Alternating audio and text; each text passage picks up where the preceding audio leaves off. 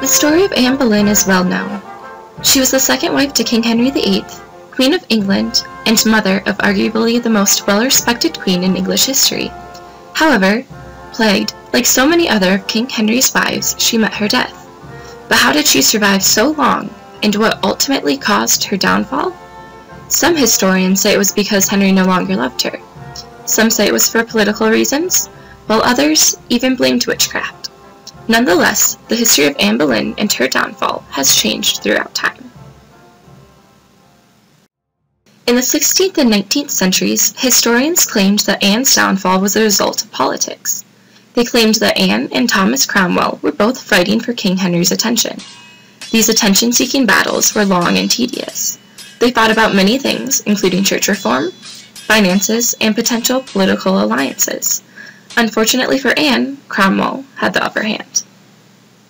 Politics played a major role in everyday life in the Western world in both the 16th and 19th century.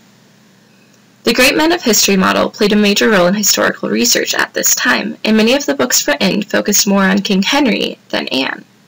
In the 19th century, more historians, such as Agnes Strickland, changed from researching royal men to royal women, and there became greater research on all of King Henry's wives. But in the 20th century, historians said the reason for Anne's downfall was the direct result of her inability to produce a son.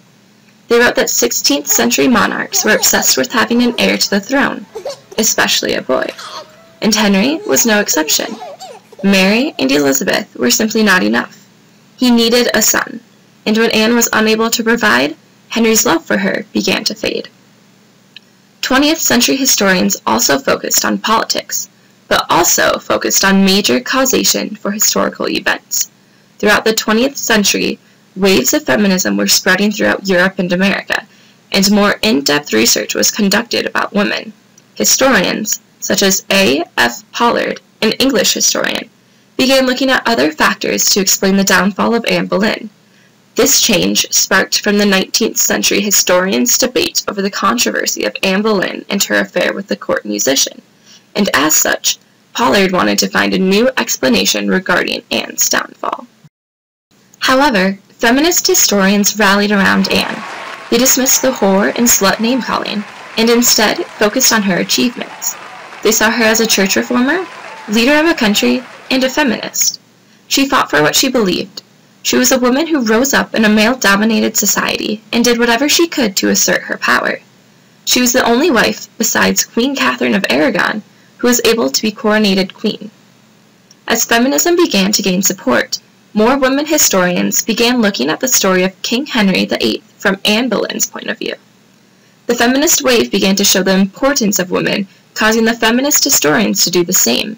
Many of the beginning feminist historians of Anne Boleyn were women, but men have also looked at the significant impact Anne Boleyn had, and instead of focusing on the great men of history, they looked at the great women of history, which also focused on other wives of King Henry. In addition, historians such as Karen Lindsay used contemporary ideas of feminism and applied them to history. For example, she claims that all of King Henry's wives were treated as a commodity. Lindsay praises Anne for challenging the current male system. But Anne Boleyn's reputation was doomed to fail again, as modern historians considered the practice of witchcraft to be her downfall. They mentioned that witchcraft was heavily feared in the 16th century, and modern historians claim her deformed child and miscarriages proved her wickedness. Although modern historians may not believe in witchcraft, the people of the 16th century did, and Anne had no hope. Many Elizabethan historians, such as Retha Warnick, began to compile data explaining life in 16th century England. Warnick believed that in order to understand history, one has to understand the time period being researched. The story of Anne Boleyn then became a microhistory within the Elizabethan sect. These historians focused on diaries of people at court who labeled Anne as a witch. They then analyzed these accusations and came to the conclusion that witchcraft played an important role in 16th century politics and was greatly feared. The accusations were backed by evidence, especially Anne's misfortune with producing children. Elizabethan historians then emphasized the importance of fear, which played a major factor in Anne's death. Some contemporary historians looked specifically at what Anne said the month before her execution, specifically May Day weekend.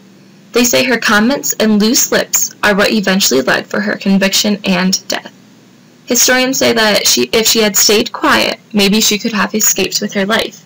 Instead, her own words were used against her. But how could a woman so smart be so careless? Historians' response? Anne knew Henry no longer loved her. Today, microhistory is more commonly used to give more explanation to specific topics. These historians combed through many records and documents and were able to better tell the story of Anne Boleyn according to their interpretations. However, many contemporary historians focused on words and actions of Anne Boleyn and eventually came to the conclusion that she ultimately sealed her fate. Contemporary historians also have shaped their thought due to the new expanding literature of movies, books, and TV shows revolving around the Tudors. Microhistories have become more important as they tell a more detailed account, which are used to portray a more accurate historical account. Nonetheless, the story of Anne Boleyn's downfall will continue to change, but the story behind Anne Boleyn and King Henry VIII will remain fascinating, focusing on scandal, sex, love, politics, and death.